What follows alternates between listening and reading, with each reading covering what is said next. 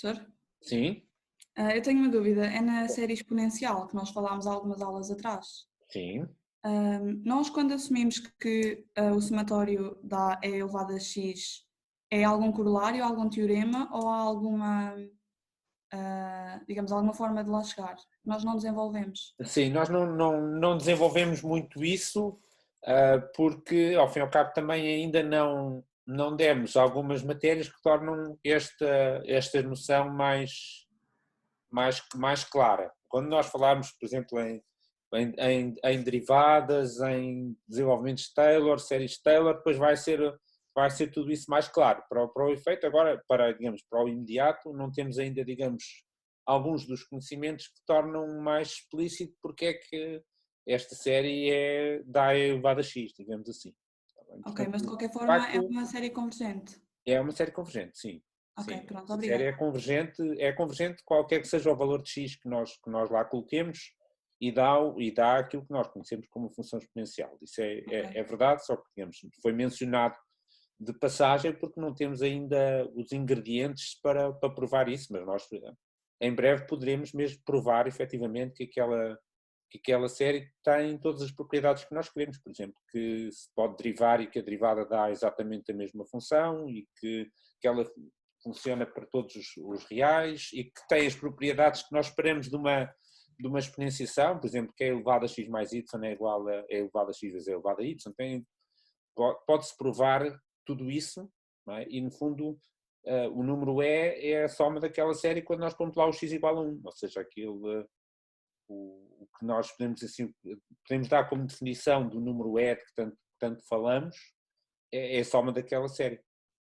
Ok, Pode obrigada. provar que está entre 2 e 3 e etc. Pode-se obter valores tão aproximados quanto nós desejarmos, pode-se provar que é um número irracional, tudo isso consegue-se provar com os conhecimentos que nós adquirimos ao longo dessa cadeira, pode-se provar isso tudo, mas ainda não demos coisas suficientes para isso. Não havendo perguntas, acho que podemos avançar para a fase seguinte da nossa aula, que, como sabem, é o nosso mini-teste. O mini-teste, como também devem saber, tem uma duração de 15 minutos, a partir do momento que iniciam, é composto por 4 perguntas. Faço lembrar que as perguntas, no caso de responderem erradamente, podem tentar responder uma segunda vez e perdem 50% da cotação da pergunta. Há perguntas que são de escolha múltipla, só escolher uma opção que está certa. Há perguntas que são para escolher possivelmente várias opções, podem ter várias opções certas. E há perguntas com várias partes para preencher. Vão ver rapidamente como é que é. São 4 perguntas. Leiam com atenção, não penso que seja nada difícil, não têm que fazer muitas contas. Há uma ou duas que têm uma contita que podem fazer no vosso rascunho rapidamente, com calma, serenamente, ou até, em alguns casos, se olharem bem para as alternativas que são propostas, se calhar até resolvem sem muitas contas. Portanto, podem começar e nós depois, eu vou estar sempre aqui, obviamente, e entretanto, depois de passarmos o tempo suficiente, portanto cerca das 19 e um bocadinho, depois das 19 começaremos então a falar do resto da matéria. Bom trabalho, meus meninos.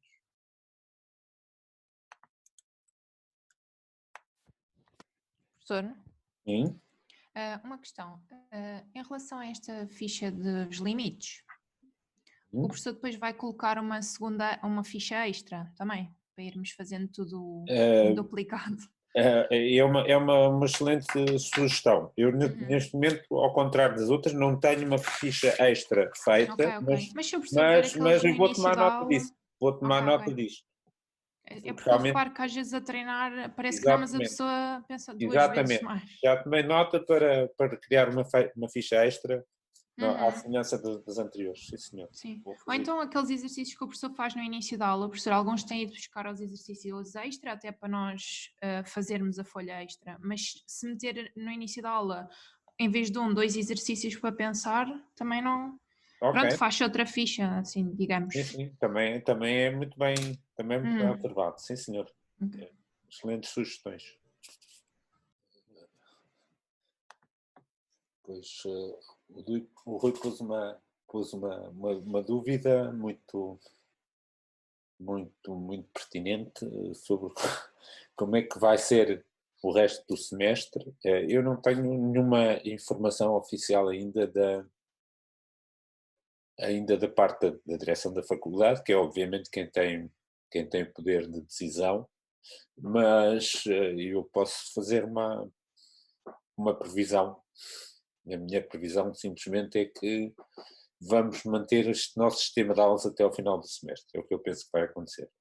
Se vai ser exatamente assim ou não, não sabemos. Como digo, é apenas a minha previsão, que só que é o quê? Pronto, não sei. E não sei se vai haver, digamos, a nível dos exames finais, como é que vai ser. Pois exatamente, o João ia perguntar como é que é os exames. Pois, não sei. Não sei. Professor, Sim. eu vou falar da parte de geologia, que eu tenho estado dentro, não é dentro do assunto, mas tenho falado com a coordenadora do curso e a professora disse que não vai, pronto, que também é da opinião que não vamos voltar a ter aulas já até ao fim do semestre, não é? Mas que a única coisa que pediu foi para a maior parte dos professores, se possível, começarem a fazer avaliações à medida deles. Então a maior parte dos professores de geologia já definiu como é que iria ser a avaliação e alguns já estão a fazer. Se Pois, depois acontecer ou não, já não sei, não é? Porque pode pois, chegar ao fim e dizer, olha, não contou para nada. Não, é assim, nós já tínhamos este Claro, meio de método. avaliação, portanto, digamos, acabámos por ter o benefício, pelo menos nessa parte, não há uma alteração substancial. Claro. Já estava previsto. Mas estava também previsto um exame final presencial Claro. Tradicional. E esse não É um sabemos. bocado uma incógnita, pois. Não sabemos como é que vai ser, não é? Mas é um assunto que obviamente vai passando pela minha cabeça e sobre o qual eu não sei ainda como é que vai ser, ninguém sabe, não é? Pois. Mas se digamos, esta previsibilidade de não haver aulas presenciais se estender também ao período dos exames, nós teremos que pensar num modo de fazer um exame. Claro. E ainda, claro que vou ouvir muitas pessoas, vou ouvir as coordenações também, e os meus colegas da disciplina e outros colegas que também terão suas opiniões a dar, e tentaremos também, respeitando as decisões superiores da direção, dos departamentos, etc., procuraremos encontrar uma solução. A única coisa que eu pedi foi que tivessem atenção aos alunos que são trabalhadores estudantes, porque, por exemplo, foi sugerido que se alterasse a época de exames, as datas em si. E a minha questão é depois como é que ficam os trabalhadores estudantes. Eu, por exemplo, agora estou em casa, mas isso, quando isto voltar ao normal, mais ao normal, eu vou ter de compensar aquilo que eu não trabalhei, não é? Pois, tudo isso terá que ser Discutido, claro. pesado, terá avaliado e encontrar soluções. Também, nessas situações de trabalhador estudante, pode muito bem acontecer que se faça um exame num dia ou numa hora diferente para obviar esse tipo de situações, pelo qual eu sou perfeitamente sensível, e já tem acontecido em várias disciplinas, em várias circunstâncias, haver pessoas que pelo seu trabalho não podem fazer exame numa data, e a gente arranja sempre uma solução. Também se vai arranjar, com certeza. Claro. Ok, agora vamos lá ver. Eu acho que, porque eu estou a fazer um bocadinho de tempo, porque algumas pessoas começaram um bocado mais tarde, se calhar foram à casa de banho antes de começar o teste, e para não estar, digamos, ninguém a fazer o teste, e a gente pôs-se aqui a falar, não é? A falar dos assuntos. Professor, desculpe estar a interromper. Força. Eu falei com os representantes do meu ano, e isto já há alguns dias, e eles transmitiram-nos que dia 9 ia haver uma reunião da reitoria e que só aí é que iam decidir como é que a avaliação ia passar a ser feita.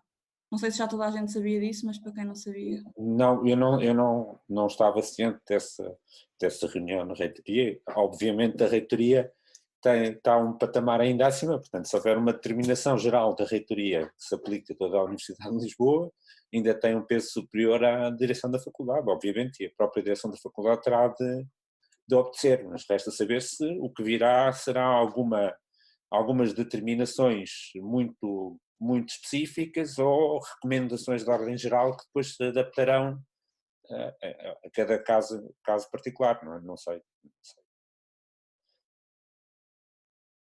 Pois, eu também sabia da reunião, dia 9, mas também achei que era mais para ver caso a caso, pronto, curso, não é curso a curso, mas quase que, visto que é da reitoria, seria dentro das áreas em si, foi o que eu pensei que ia ser a reunião, mas também estava a par.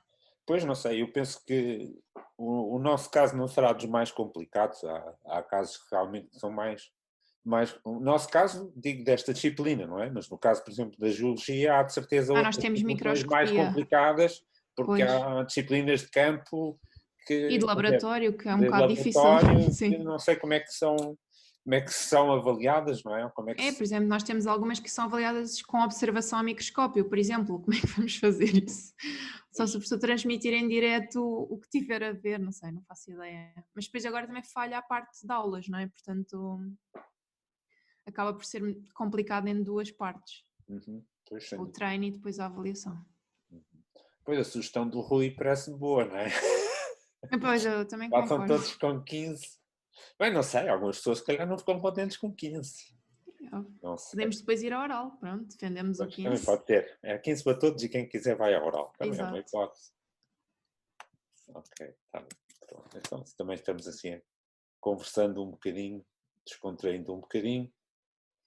E ora bem, então acho que podemos começar a falar da nossa matéria, entrar na matéria da ficha número 4, que é sobre limites. Então cá, meus meninos, estão prontos para... Mas já agora já se pode tirar dúvidas, professor. Pode. Do teste. Espera lá. Deixa-me só confirmar que não esteja ninguém a fazer o teste. Às vezes pode ter havido assim algum retardatário, que eu estou aqui a tentar consultar na página da disciplina, só mais um instante. Ok. Portanto, então, já não há ninguém a fazer o teste, portanto podemos pôr as dúvidas. Sim. Ok. Se eu puder ser o primeiro, já agora. Força. Na minha pergunta 1, em que podemos mostrar que a série é uma série que vai 10 n levantado a 6 mais 16 n levantado a 5 sobre 22 n levantado a 7 mais 21 n mais 7. Uhum. E é para selecionar uma opção, que é se é convergente ou divergente, e segundo o critério. Sim. Sendo que isto depois fica uma razão, por exemplo, de n, 1 sobre n, isto não devia ser convergente. Não. Mas aqui temos de usar a comparação com a de Dirichlet. Pois, portanto, vamos lá ver. Eu vou escrever a ver se como é que era. Portanto, era uma série que tínhamos uma fração e Sim. como é que era?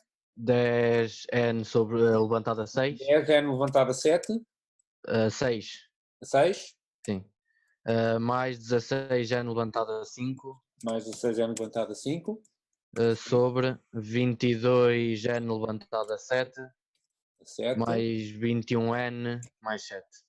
Mais 7. Ok. Era isto. Bom, e então o que é que nós fazemos? Nós vamos usar o segundo critério de comparação. Neste caso, como temos n levantado a 6 e em baixo temos n levantado a 7, vamos usar o segundo critério de comparação, vamos comparar com a série somatório de 1 sobre n.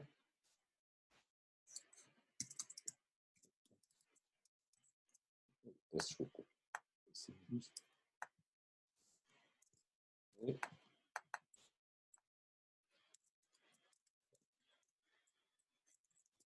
Comparar com a série somatória 1 sobre n. E esta série é divergente. Portanto, a outra também é.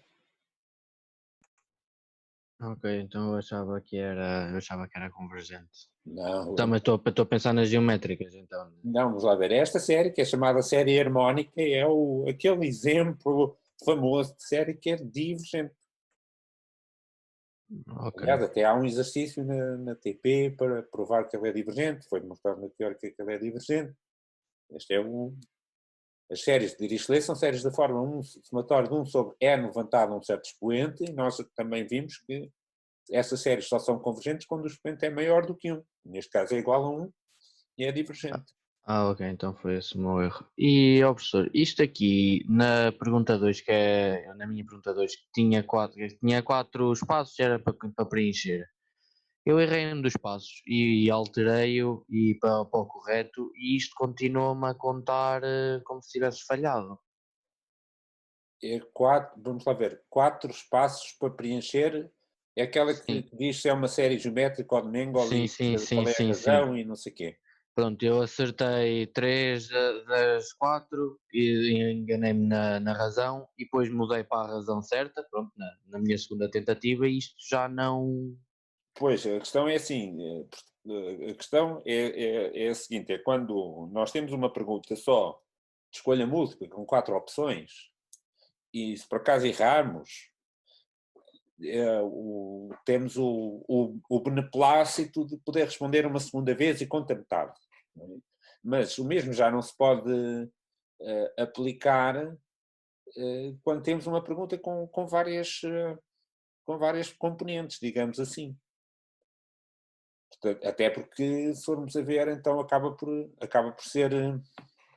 ser mais prejudicial, não é? Porque, digamos, se eu acertei 3 das quatro partes da pergunta, e se eu for responder uma segunda vez só conta metade, eu acabei por ficar Sim, prejudicado, digamos assim. sim, sim, sim, ok. Por mim está tudo então. Professor, eu tenho uma questão, mas não se trata necessariamente da matéria. Força. Eu queria fazer hoje de manhã o teste de autoavaliação, mas já não Sim, fui a tempo porque fechou ontem. sim. Sim, Nós porque temos era uma questão de evitar maiores confusões, porque estarem 2 testes abertos, um que era de autoavaliação e outro que era de avaliação ao mesmo tempo, eu resolvi fechar o outro para Sim, claro, não haver confusões. Depois de termos toda a gente ter feito o teste, eu posso pôr outra vez o de autoavaliação disponível. pois, era isso que eu lhe queria pedir, se não se importar. Não tem problema nenhum. Pronto, obrigado, professor. Ok? Mais alguma questão sobre isto? Se não, avançamos para a matéria nova. Avançamos, meus meninos?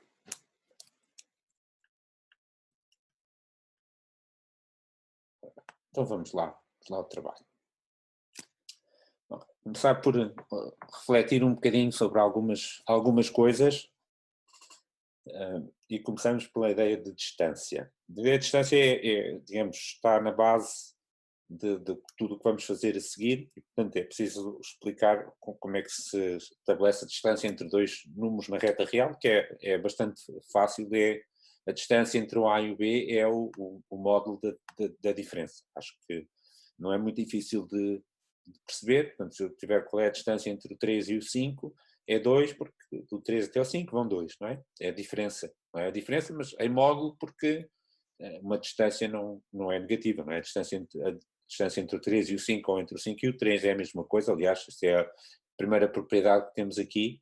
A distância é comutativa, tanto faz a gente dizer a distância de A a B como de B a A. Já agora há uma piada engraçada sobre isto, que quem pensa que a distância é comutativa, a distância de A a B é igual à distância de B a A, é porque nunca foi ciclista.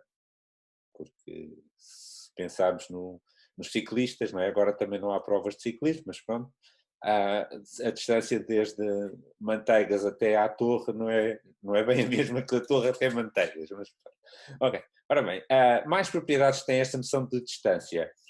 A distância é sempre maior ou igual a zero, óbvio, porque é um módulo, não é? Mas é aquilo que nós esperamos que aconteça numa boa noção de distância. E, além disso, a distância só é zero precisamente quando temos o mesmo ponto. Se a distância é zero é porque está no mesmo ponto. E, além disso, há outra propriedade que uma boa distância deve ter, que é chamada desigualdade triangular. Chama-se desigualdade triangular por razões que são fáceis de perceber se nós fizermos um boneco, não é? Se nós fizermos um triângulo, percebemos precisamente porque é que isto acontece, não é? No fundo, isto exprime a ideia de que um lado do triângulo é mais pequeno do que a soma dos outros dois. Neste caso, nós embora não estejamos propriamente a trabalhar em duas dimensões, só uma, numa reta real, isto é fácil de verificar que esta propriedade também se verifica. Eu deixo como exercício pensarem, depois se tiverem dúvidas, na próxima vez a gente fica como TPC. Provar que isto acontece, que esta definição de distância que nós damos satisfaz esta propriedade. A distância da A a C é sempre menor ou igual à distância da A a B mais a distância de B a C. E é mais do que isso, é fácil também de pensar, se fizerem, basta fazer mais uma vez, basta fazer um boneco, não é? É fácil também de ver quando é que, ali temos o caso, quando é que isto é igual, quando é que este menor ou igual, este menor ou igual que aqui temos, quando é que isto é igual e quando é que é menor. Não é muito difícil. Marquem uns pontos na reta e veem quando é que isto dá igual, quando é que isto dá menor. Como é que deve estar o A, B e o C dispostos na reta para que isto seja igual ou não seja igual. Bom, e a partir da noção de distância, nós tendo uma noção de distância podemos discutir algo como se uma coisa está mais perto ou está mais longe. E isso leva-nos à noção que precisamos a seguir para depois definirmos limite, que é o nosso objetivo agora, nesta altura, é definir o que é limite. A noção que vem a seguir é a noção de vizinhança. Também a ideia de vizinhança é dizer aqueles que estão mais perto. Os meus vizinhos são aqueles que estão perto de mim. Também. Portanto, como é que nós definimos vizinhança? Bom, dado um número real, nós chamamos vizinhança a um intervalo desta forma. Intervalo de, podemos dizer, A menos um bocadinho, A mais um bocadinho. Porque é que isto é uma vizinhança? Porque estes são os pontos que estão mais perto do A do que os outros. Nomeadamente, este número 1. Isto exprime o quê? A partir do A andamos delta para um lado, delta para o outro. Ou seja, temos o A no meio e temos os pontos que estão um bocadinho à esquerda, um bocadinho à direita, que estão a uma distância do ponto do meio inferior a este valor delta, que chamamos o raio da vizinhança.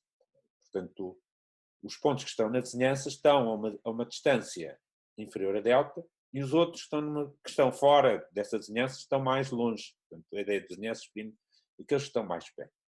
Bom, e com isto, armados com isto, podemos dar a definição do que é que nós chamamos o limite de uma função. Portanto, temos uma função, dada uma função, definida num certo conjunto, dado um ponto aderente ao conjunto, já vamos discutir um bocadinho o que é esse ponto aderente, vamos dizer o que é que se entende por limite da função, quando x tende para A ser igual a B. Bem, a ideia, intuitivamente, é se o x estiver muito perto do A, o f de x tem de estar muito perto de B. Isto é uma ideia intuitiva, muito grosseira, mas é isto que nós queremos, ao fim e ao cabo. Dizer assim, se eu estivesse bem perto do A, então os valores da função vão estar bem perto de B.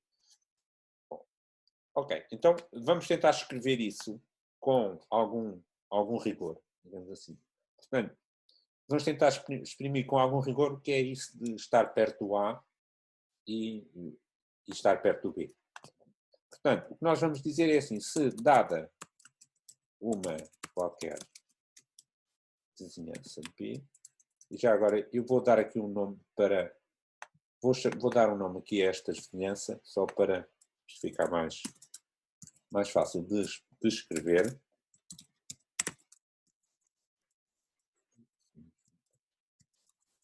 Assim. Portanto, vou chamar este intervalo à volta do A, esta é uma vizinhança do A, vou escrever assim, V delta de A, quer dizer, uma vizinhança do A com o raio delta, ou seja, aqueles que estão a uma distância do A inferior a delta. Então, nós vamos dizer o seguinte, portanto, vamos dizer que quando o x tende para A, o limite é igual a B, se eu, dando uma vizinhança de B, vamos chamar uma vizinhança de B,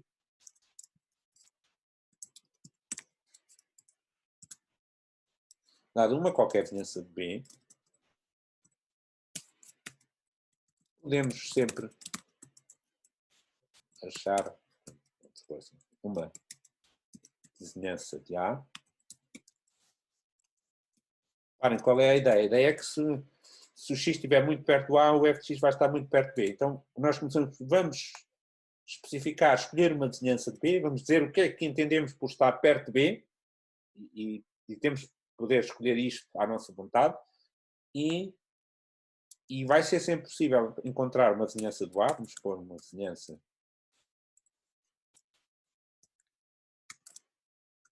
de um certo tamanho,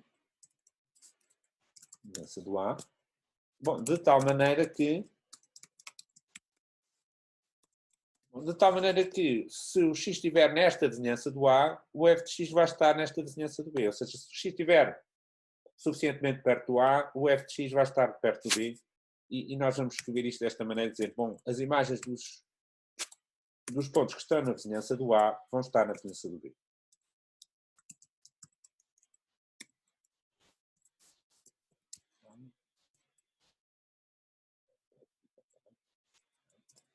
Vamos dizer, isto estão contidos na vizinhança do B. Já vai aparecer tudo escrito em direito. Vamos ver.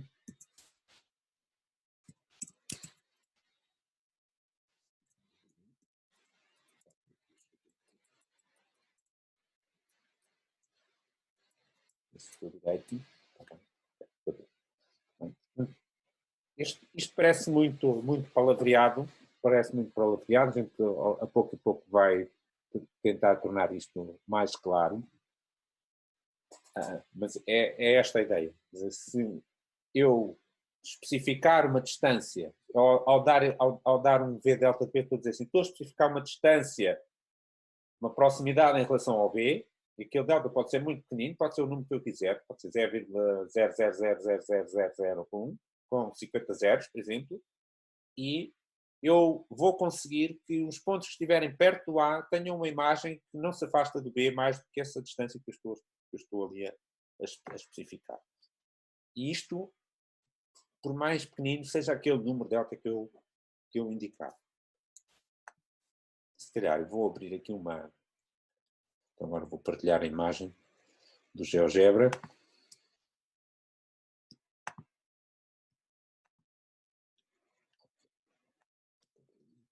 Só para eu conseguir ver tudo melhor, mas tenho que estar a partilhar. Estão a ver assim um gráfico de uma função, meus meninos? Vê-se bem um gráfico? Sim. Sim. Sim, ok, está bem. Então, este boneco ilustra aquilo que eu estava a tentar explicar. Estão-me a ouvir, meus meninos? De repente vem aqui um sinal que tenho... Alô? Sim, sim. Ok, pronto. Apareceu-me aqui um sinal a dizer que a minha rede estava com uma má ligação, estava a ver se tinha pedido, ainda bem que não. Ok, ora bem, então, portanto a ideia de dar uma vizinhança de B, para aqui, deixa eu ver se eu ponho aqui o boneco mais visível, no intervalo à volta do B, e vou pôr aqui também um valor médio. Vou pôr assim, uns valores grandes para a gente perceber. Portanto, o que é que nós estamos aqui a dizer? Estamos a dizer assim, eu dou o intervalo à volta do B, deve ser possível eu escolher um intervalo à volta do A, de maneira que as imagens de todos estes pontos que estão aqui caem aqui dentro destas duas linhas vermelhas, caem tão perto de B, não se afastam. Reparem, a ideia de vizinhança, um bocadinho ao lado do B, estes pontos estão aqui, estão mais afastados do B do que os que estão dentro desta faixa entre as duas linhas vermelhas. Está bem? A ideia de estar próximo, de estar próximo. Está bem? Então, o que nós estamos aqui a dizer é, eu dou um intervalo à volta do B, vou ver se consigo fazer com que o gráfico da minha função, isto é o gráfico da função, vá cair aqui dentro desta faixa vermelha. E o que é que está aqui a acontecer? Neste intervalo, entre as duas linhas azuis, nem sempre a função está dentro da faixa vermelha. Estão a ver, aqui um bocado está fora, está aqui um bocado aqui fora. Bom, mas eu posso escolher apertar aqui um bocadinho. Posso pôr, por exemplo, 0.25 ou 0.35. E ver se será que dá. Não dá, porque aqui há valores que estão fora, não estão dentro das linhas vermelhas. Aqueles valores não estão tão perto de B como eu estava a especificar. Mas eu posso escolher isto um bocadinho mais pequeno. E agora, ok, agora aqui entre as duas linhas azuis os valores da função estão perto de B, perto para esta definição de perto, 0.3 de distância no máximo. Mas isso só por si não chega. Para existir o limite e o limite ser igual a B, quer dizer que eu agora posso brincar com isto. Eu posso pôr 0.15 e agora vejo assim, espera, agora, se o x estiver aqui neste intervalo, os valores de f de x não estão assim tão perto de B quanto isso. Aqui estão fora. Aqui estão fora. Ok, não há problema. O que é que a gente faz? Eu posso aqui também pôr este mais pequeno. Por exemplo, põe 0,15, não sei se dá 0,15 neste caso. Ok? E aparentemente os valores estão ali. Então agora vamos pôr isto ainda mais pequeno. E agora estes valores já não estão. O que é que eu faço? Bom, posso pôr este mais pequeno. Dizer que o limite de f de x consistente para A é igual a B é o mesmo que dizer que este jogo se pode continuar indefinidamente. Ou seja, eu posso apertar aqui um intervalo à volta do B, posso pôr aqui, por exemplo, 0.05 ou 0.025 ou 0.0, sim, é 0.025, porque mais casas decimais que é para... o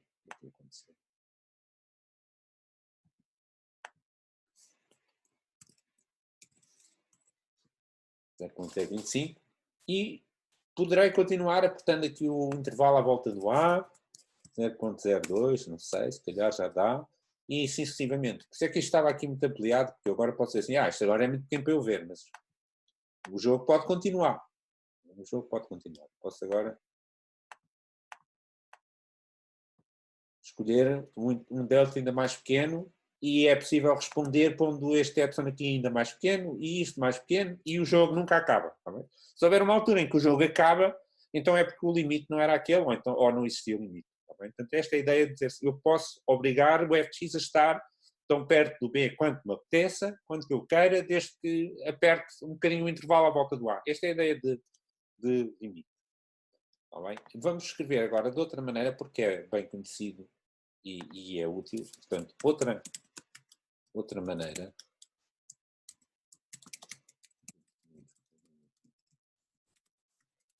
equivalente a esta. É equivalente, exatamente, é outra maneira de descrever, mas não estou a dar uma definição diferente. É, as duas equivalem-se. Equivalente. Sempre que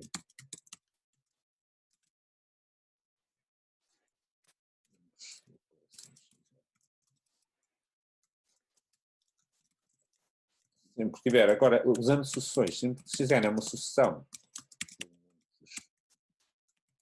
de A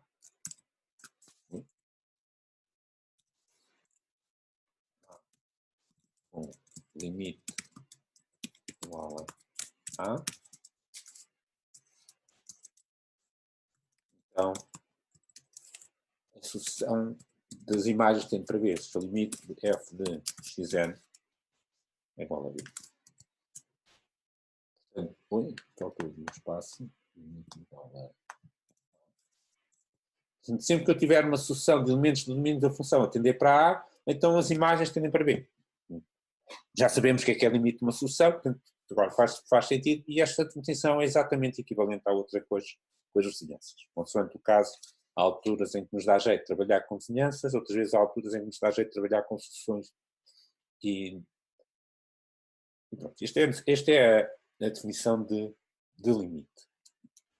Perguntas, meus meninos? Professor, eu tenho uma questão. Força. Essa última maneira de definir o limite é a definição segundo line? Sim, é segundo line, sim. Ok, obrigado. Normalmente no ensino secundário costuma-se dar só a definição segundo line. E nós damos as duas versões, uma definição à custa de vizinhanças, uma definição à custa de sucessões, mas com esta nota. As duas são equivalentes, ou seja, se uma função tem limite, sei lá, se o limite f de x quando x tende para 3 é igual a 5, se nós usarmos esta definição, também é igual a 5 com a outra definição, e vice-versa. Isto quer dizer que são equivalentes, ou seja, não há nenhum caso em que uma produz um resultado e outra produz um resultado diferente. Okay. Já agora, uma pequena nota. Nós dissemos aqui esta noção de vizinhança, dissemos, bem, é um intervalo, o que é a vizinhança? A vizinhança é um intervalo desta forma, não é? Dá menos delta, há mais delta. Isto funciona para o caso do A ser real, mas nós também temos casos em que o limite de uma coisa é mais infinito. ao menos infinito. Neste caso aqui de baixo, é claro o que é que isto quer dizer com as sucessões. Portanto, se fizerem uma sucessão que tende para A, então o fx tende para mais infinito. Então, pronto, quer dizer que o limite de fx quando x tende para A é mais infinito, ou menos infinito. No caso das vizinhanças, parece que não funciona, não definimos. Mas podemos ficar aqui como nota. Pode também... Temos de dizer o que é uma vizinhança de mais infinito. Agora, pode também usar-se a definição no caso de o limite ser mais infinito ou menos infinito,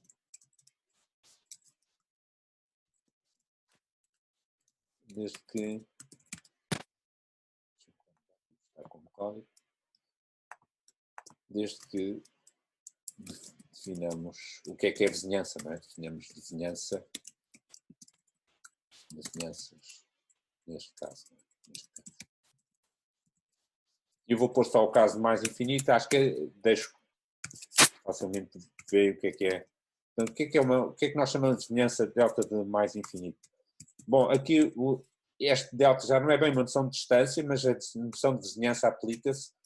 São aqueles que estão, no fundo, perto do mais infinito, vão ser valores grandes. Valores grandes. Portanto, vai ser um intervalo da forma qualquer coisa a mais infinito, nesse qualquer coisa, por uma questão de... Podia não ser, mas por uma questão de equilíbrio, falta aqui uma coisa, costuma definir-se desta maneira. Não é muito importante, é só para ficar completo. Nós definimos vizinhança de mais infinito como uma coisa desta. É um intervalo desde um número para a frente até mais infinito. E reparem que eu pus ali de propósito o intervalo fechado no mais infinito, que é algo que para algumas pessoas pode parecer assim um bocadinho escandaloso, mas não é nada escandaloso. Portanto, mais infinito não é um número real, claro que isto não é um intervalo só de números reais, tem lá um número lá na frente, que é um número, tal seja, lá na frente, mais infinito.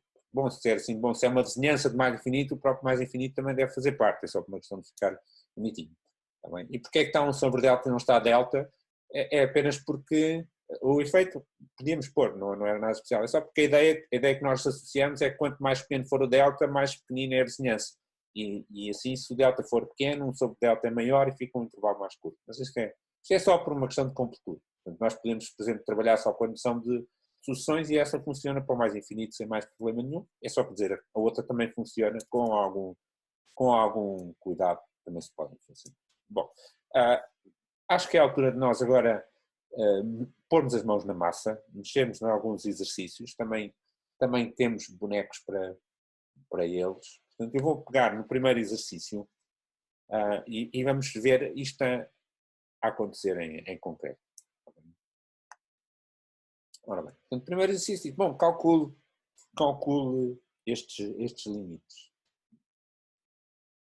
Ora bem, isso vai nos permitir também refletir um bocadinho sobre estas coisas, sobre algumas propriedades importantes do conceito de limite. Por exemplo, aqui a primeira coisa, módulo de x sobre x. Como é que a gente encara isto? Normalmente, quando nos aparece um módulo, o que é que a gente faz? Tentamos fugir, não é? Tentamos fugir de escrever isto sem um módulo, digamos assim. Não é? O que é igual ao módulo de x a dividir por x? Digam lá, meus meninos, o que é igual?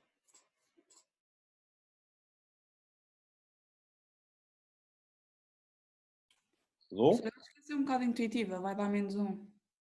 Vai dar menos 1. Ok? Vai dar menos 1. Porquê, Tatiana? Eu acho que isto é um bocado de intuição, eu não sei se consigo explicar da melhor forma. Ok, força. Mas nós em cima temos um módulo, portanto vai ser sempre 1. E por baixo vai ficar menos 1. Vai ficar uma fração de menos 1 sobre 1, que dá menos 1. Sim, mas podemos até tornar a coisa ainda mais simples. Podemos ainda tornar a coisa mais simples e aproveitamos a oportunidade para realçar uma propriedade muito importante, que é o seguinte.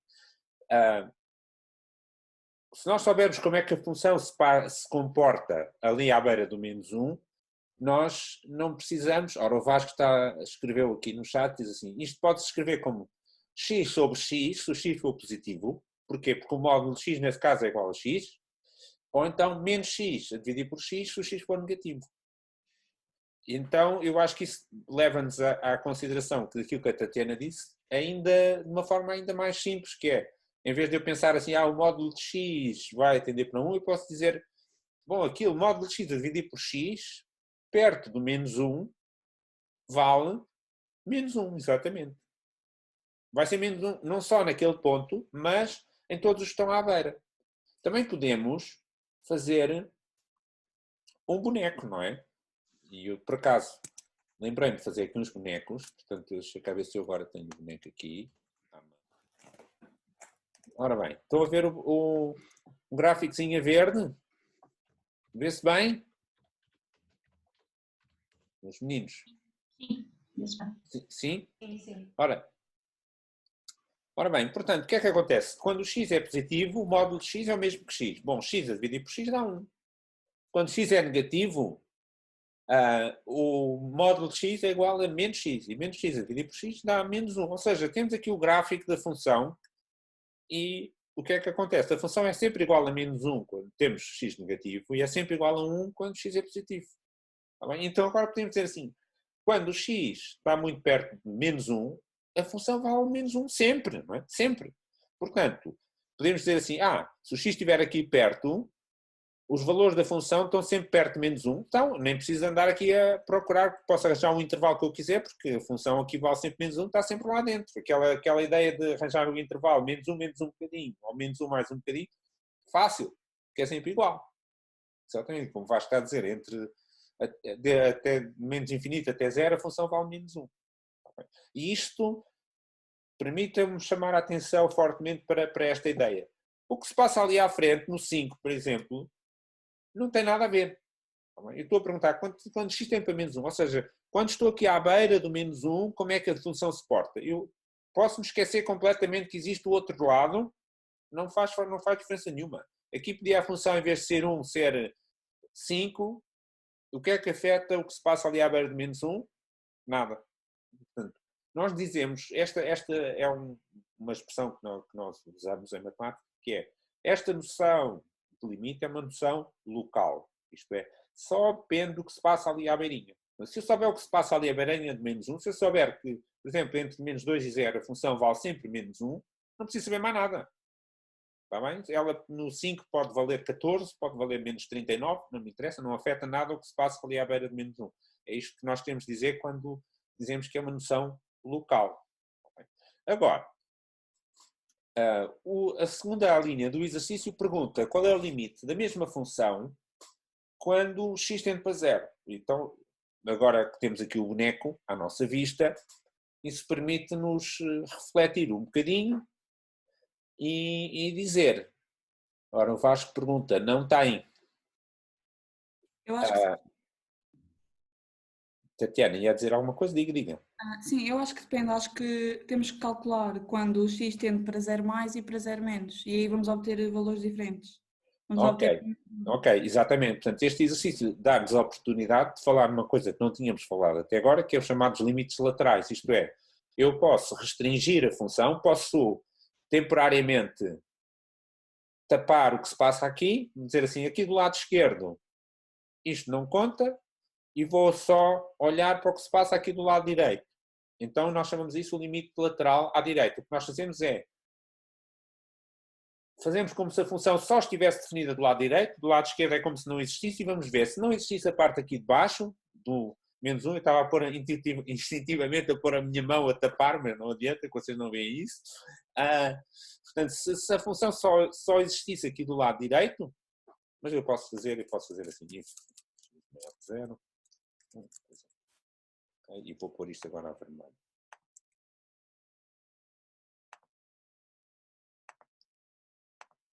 Portanto, se eu ignorar tudo o que se passa do lado esquerdo e só considerar o que se passa do lado direito, eu posso perguntar, então esta função tem limite quando o x tende para 0? Vocês dizem, bom, a função é sempre igual a 1, Portanto, o limite vai ser 1. Certo? Certo. Certo? Portanto, neste caso nós dizemos que o limite à direita é igual a 1. Por outro lado, se fizéssemos a mesma coisa do lado esquerdo, se agora considerássemos só a parte verde e ignorássemos a outra que estava a vermelho, dizendo assim, bom, se eu me aproximar de 0, a função só está definida aqui deste lado, é sempre menos 1, portanto o limite é menos 1. Portanto, nesse caso o que nós dizemos é a função tem um limite à direita, que é igual a 1, tem um limite à esquerda, que é igual a menos 1. Bom, como o próprio boneco sugere, não é possível haver limite nestes casos, porque se eu arranjar um intervalo, por exemplo, à beira do 1, não é possível estarem todos aqui perto, porque há aqui valores em baixo. Se eu arranjar um valor à beira de menos 1, não é possível estarem todos aqui perto, porque ali está valores em cima. E se eu arranjar um intervalo à beira de 0, também não consigo, ou à beira de outro sítio qualquer. Portanto, se der esta situação em que existe um limite lateral que dá uma coisa, um limite lateral que dá outra coisa, então a função não tem limite, que é o caso presente. Ok, ora bem, Não tem limite naquele ponto, certo? não tem limite naquele ponto, exatamente. Nós acabámos de ver que ela tem limite no menos 1, que é igual a menos 1, e pela mesma ordem de razões, se perguntasse qual é o limite quando x tende para 4, tem, é igual a 1. Qual é o limite quando x tende para 6? Tem, é igual a 1. Qual é o limite quando x tende para menos 3? Tem, é igual a menos 1. Tem limite em todos os pontos, exceto no 0. Bom, ora bem, então, voltando ali à nossa lista, para nós vermos isto a funcionar. Depois temos outra função, que é definida, uma função definida por ramos. Também tenho boneco preparado para vocês. Função definida por ramos, desta maneira, e chamamos isto de uma função definida por ramos, não é? Dizer assim, quando x é menor que 0, o valor de fx é calculado por esta expressão, x ao cubo. Por exemplo, f de menos 2 é menos 8, f de 3 é 10. Isto é uma função definida por ramos, com certeza já encontraram isso no vosso percurso. Não é? Portanto, a gente, para saber o valor da função num determinado ponto, vamos ver qual é a situação que se aplica e calculamos. Bom, e o exercício pergunta qual é o limite desta função quando x tende para a, sendo a menos 1, sendo 0, sendo 1. Bom, não é muito difícil de ver o que é que vai acontecer, mas vamos pôr o boneco.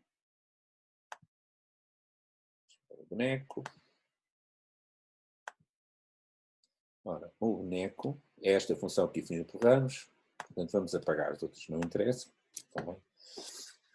Que tem este aspecto, temos uma função cúbica e depois temos uma função quadrática.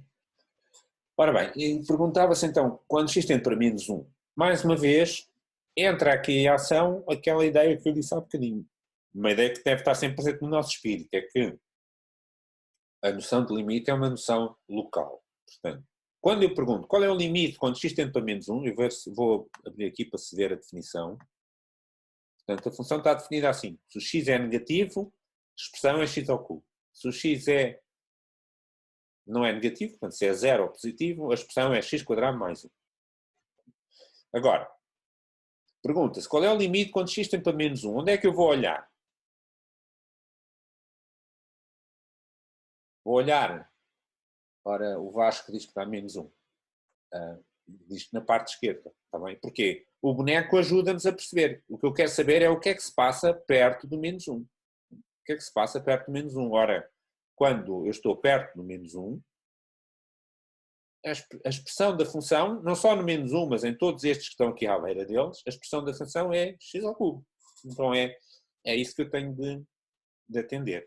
Entretanto, não escrevemos tudo, estamos apontamentos da teórica, mas também é uma coisa que toda a gente já conhece, não é? Que o limite da soma é a soma dos limites, o limite do produto é o produto dos limites, etc. Isso já aprenderam no secundário, não é? Portanto, se eu tenho uma coisa do tipo x ao cubo, eu sei que o limite do x é menos 1, portanto, o limite de x ao cubo vai ser menos 1 ao cubo.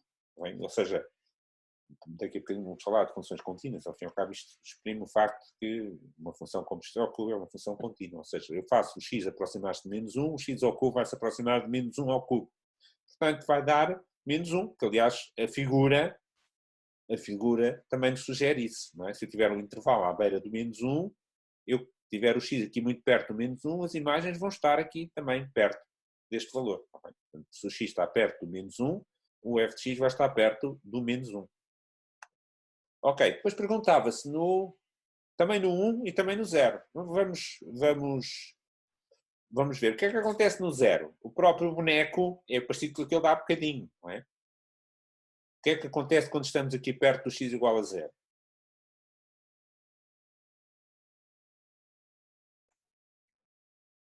Não tem limite. Não tem limite, exatamente. Outra vez a mesma ideia, dizer, se eu estou perto do 0, aqui é o caso, e como é que eu desconfio disso? Bom, aqui precisamente a separação que eu tenho é para o x menor que 0 e para o x maior ou igual que 0. Ou seja, aqui no ponto 0 que a expressão muda de uma para a outra. Não é? E portanto aqui é um ponto onde eu desconfio que isto é capaz de correr mal. Não é? E o boneco sugere isso. Não é? Reparem, se no limite fosse 1, isto devia estar a colar aqui no 1 e não está. Portanto, o boneco diz, isto aqui, quando o x se aproxima de 0 do lado esquerdo, ou seja, o limite à esquerda, temos x ao cubo, vai se aproximar de 0 ao cubo, que é 0, como o boneco também sugere. Se eu me aproximo do lado direito, então isto vai se aproximar-se de 0 ao quadrado mais 1, que é 1. E o boneco também sugere isso, está bem? Portanto, funciona tranquilo, facilzinho.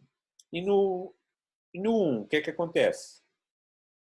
Bom, outra vez o mesmo princípio. Quando eu penso no x igual a 1, já o que se passa aqui deste lado já não tem efeito nenhum, porque à beira do x igual a 1, sei lá, por exemplo, entre 0,8 e 1,2, qual é a expressão da função? X quadrado mais 1, aquele x ao cubo já não é tido nem achado, não tem nada a ver. Ao passo, no 0 não acontecia isso, porque no 0, se eu tiver aqui um bocadinho à beira do 0, mas deste lado, se a função é dada por x ao cubo, se eu tiver à beira do 0 um bocadinho do outro lado, já é por x quadrado mais 1, não posso ignorar nenhum dos ramos. Ao passo, no 1 posso, no 1 é x quadrado mais 1, um bocadinho antes, um bocadinho depois, a expressão é sempre a mesma. Então a outra não conta, o x ao cubo não é tido nem achado aqui. Está bem, meus meninos? Estamos bem? Como disse o Vasco, no caso do 0, como os limites laterais são diferentes, não tem limite, exatamente. Ok, ora, e falta outra, já agora, que era x menos o floor de x. Já vamos pôr aqui o boneco, já agora. Eu estive aqui a fazer o desenho, não é esta função, peço desculpa. Estive aqui a fazer o desenho com bolinhas de várias cores e tudo. A função é x menos, por vezes chamam-se característica de x. Nós escrevemos assim o floor, com estes pauzinhos virados para baixo, chama-se floor. O que é o floor? O floor é simplesmente arredondar para um número inteiro, mas como indicam estes pauzinhos aqui por baixo, arredondado sempre para o lado de baixo. Portanto, 1,3 arredonda-se para 1. 1,9 arredonda-se para... Está mal, querem ouvir? Não. Para 1, exatamente. Para 1. Sim? Estão-me a ouvir ou não? Sim. Sim. Ok. 2,3 arredonda-se para 2. 2 arredonda-se para 2. 0,1 arredonda-se para 0. Menos 0,1 arredonda-se para menos 1. Não sei, sempre arredondando para baixo. Está bem? Portanto, aqui, como esta função é x menos o característica de x, ou a floor de x, como este é sempre arredondado para baixo, isto nunca vai dar negativo. Não é? Quando muito dá igual, porque se o x já for um número inteiro já está arredondado, nesse caso dá 0, e nunca dá negativo, porque a característica de x é sempre para baixo, sempre menor ou igual a x. E o gráfico vai dar assim esta espécie de parque de estacionamento em espinha. Bem? Depois o exercício pergunta qual é o limite desta função quando x tende para 0 e quando x tende para 1 meio. Ok, bom. Mais uma vez com a ajuda do boneco fica mais fácil. Eu até pus ali aquelas bolinhas abertas, não é? Portanto, aquela bolinha aberta indica que o valor da função naquele ponto não é aquele. Não é? Por exemplo, o valor da função no ponto 0 é 0, o valor da função no ponto 1 é 0, porque 1 menos característica de 1, que é também igual a 1, dá 0, 2 menos característica de 2 dá 0 e por aí fora. Mas sempre 2,9 menos 2 dá 0,9, 2,95 menos 2 dá 0,95, por aí fora. Tá bem? Nunca chega a ser 1. Não é? Quando chegarmos a 3, a característica já não é 2, já é 3, e portanto volta a dar 0 novamente. Vamos a subir ali, vamos a subir ali, um bocadinho para baixo. Ok, então, o que é que acontece no x igual a 0? Como estamos com isso, são 8 da noite. O que é que acontece então no x igual a 0, meus meninos? Também não tem limite. Também não tem limite. É exatamente a mesma coisa, não é? Portanto, temos aqui, se estiver a aproximar aqui deste lado, à direita do 0, está-se a aproximar de 0. Se estiver a aproximar do lado esquerdo, a aproximar de 0, a função está-se a aproximar de 1. Portanto, mais uma vez, limites laterais não coincidem, a função não tem limite. Mas a outra pergunta era no 1 meio, terminamos por aqui, porque já ultrapassamos a nossa hora. Quando estamos no 1 meio, o que é que acontece? A função no ponto 1 meio vale exatamente 1 meio, e aqui à beira, neste intervalo, nós podemos escrever esta função de uma maneira muito mais simples. Reparem, a expressão da função é x menos característica de x. Mas se eu estiver aqui no intervalo entre 0 e 1, sem chegar ao 1, não é? Esta característica de x aqui, portanto, de 0,3, característica 0, 0,7, característica 0, 0,85, característica 0, ou seja, isto, neste intervalo aqui, isto é x menos 0, ou seja, é x. Está bem? Portanto, quando tendemos para um meio, tudo bem, dá um meio. Tranquilo. Notamos aqui, depois vamos falar nisso da próxima vez com mais pormenor, no fundo, notamos aqui que temos, que a função tem aqui estas quebras, não é? Isso que são aqueles casos em que nós dizemos que a função não é contínua. Não demos ainda a definição completamente de função contínua, mas também já temos a intuição do que é que vai acontecer. Pronto, meus meninos, ficamos então por aqui hoje.